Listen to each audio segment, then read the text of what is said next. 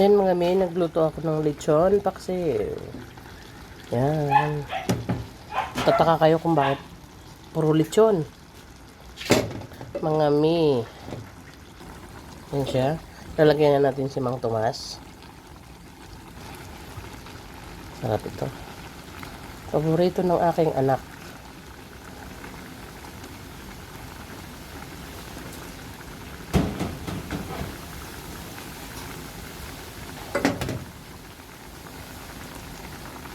Nikos na natin. Uy, talaga naman. Yummier, juicier pa. See? Ang bango. Yan. Lechon paksiw.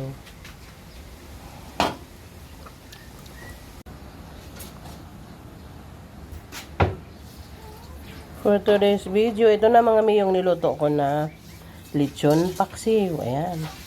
Ulam ng aking anak. So, yan na.